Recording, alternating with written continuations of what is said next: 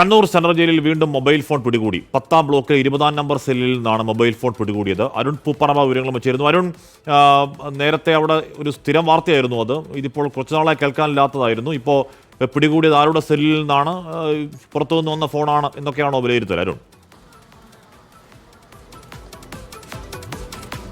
ആഷ്മി സൂചിപ്പിച്ച പോലെ തന്നെ കണ്ണൂർ സെൻട്രൽ ജയിലിൽ നിരവധി തവണ, അതായത് സമീപകാലത്ത് തന്നെ ഈ മൊബൈൽ ഫോണുകൾ സെല്ലുകളുടെ അകത്തു നിന്നും പിടികൂടുന്ന സംഭവങ്ങൾ ഉണ്ടായിരുന്നു. അതിനുശേഷം ജയിൽ മേധാവിക്ക്, സംസ്ഥാന ജയിൽ മേധാവിക്ക് കണ്ണൂർ ജയിൽ സൂപ്രണ്ട് ഇതുമായി ബന്ധപ്പെട്ട റിപ്പോർട്ട് നൽകുകയും ചെയ്തു. എങ്ങനെയാണ് മൊബൈൽ ഫോൺ അകത്ത് വരുന്നതെന്ന് സംബന്ധിച്ചൊക്കെയാണ് ആ റിപ്പോർട്ട് നൽകുകയും ചെയ്തത്. അതിനുശേഷം സംസ്ഥാന ജയിൽ മേധാവിയുടെ നിർദ്ദേശപ്രകാരം സെൻട്രൽ ജയിലിൽ ഇത് സംബന്ധിച്ച റൊട്ടീൻ പരിശോധന ആരംഭിച്ചിരുന്നു. ആഴ്ചകളിലൊരിക്കയോ അല്ലെങ്കിൽ ആ രീതിയിൽ പരിശോധന ആരംഭിച്ചിരുന്നു. ആ പരിശോധനയിലാണ് നിലവിൽ ഇപ്പോൾ ഒരു മൊബൈൽ ഫോൺ കൂടി കണ്ണൂർ സെൻട്രൽ ജയിലിൽ 10ാം ബ്ലോക്കിൽ നിന്ന് പിടികൂടിയിട്ടുള്ളത്.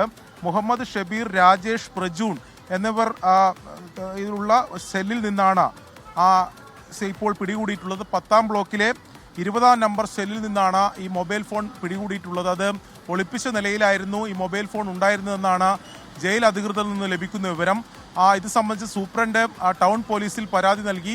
ആ പരാതിയുടെ അടിസ്ഥാനത്തിൽ പോലീസ് ഇപ്പോൾ ഈ 3 പേർക്കെതിരെ കേസെടുത്തിട്ടുണ്ട്. ഇങ്ങനെ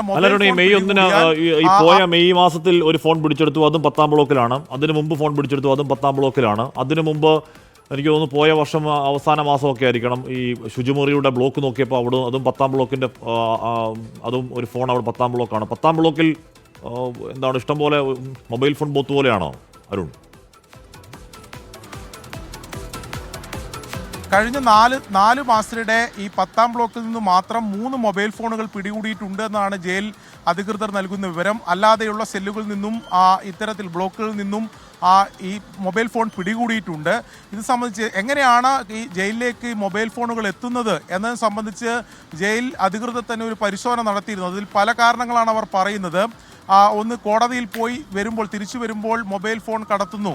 അപ്പോൾ അതിന് കൃത്യമായി ഇവരുടെ ഈ ദേഹപരിശോധന, ദേഹത്ത് എവിടെയെങ്കിലും ഒളിപ്പിച്ചിട്ടുണ്ടെങ്കിൽ അതുകൂടി കണ്ടെത്തുന്നതിന് വേണ്ടിയിട്ടുള്ള പരിശോധനാ സംവിധാനം ജയിലിൽ നിലവിലില്ല എന്നത് സംബന്ധിച്ചൊക്കെയാണ് അവർ നൽകുന്ന വിശദീകരണം. എന്തായാലും എങ്ങനെയായാലും ഈ മൊബൈൽ ഫോണുകൾ ജയിലിലെത്തുന്നുണ്ട്. മുമ്പ് നമുക്കറിയാം ഈ കോമ്പൗണ്ടിൻ്റെ പുറത്തു നിന്നും എറിഞ്ഞു നൽകുന്ന സാഹചര്യമൊക്കെ ഉണ്ടായിട്ടുണ്ട്. പക്ഷെ അതിപ്പോഴില്ല എന്നാണ് ജയിൽ അധികൃതർ പറയുന്നത്. പക്ഷേ സുലഭമായി മൊബൈൽ ഫോണുകൾ, അത് നേരത്തെയൊക്കെ പിടികൂടിയത് സ്മാർട്ട് ഫോണുകൾ പിടികൂടിയിട്ടുണ്ട്, ഇലക്ട്രോണിക് ഡിവൈസുകൾ പിടികൂടിയിട്ടുണ്ട്. അതിനൊടുവിലാണ് ഇപ്പോൾ വീണ്ടും ഒരു മൊബൈൽ ഫോൺ കൂടി പിടികൂടിയിട്ടുള്ളത്. ഇത്തരം മൊബൈൽ ഫോണുകൾ പിടികൂടിയാൽ അത്തരം തടവുകാരെ ജയിൽ മാറ്റുന്നതിന് വേണ്ടിയുള്ള നടപടികൾ സ്വീകരിക്കണമെന്നാണ് നിർദ്ദേശം ജയിൽ മേധാവി നൽകിയിട്ടുള്ളത്. ഓക്കെ, അപ്പോൾ 10ാം ബ്ലോക്കിൽ വീണ്ടും മൊബൈൽ ഫോൺ പിടിച്ച വാർത്ത പറയുകയായിരുന്നു അരുൺ പൂപ്പറമ്പ.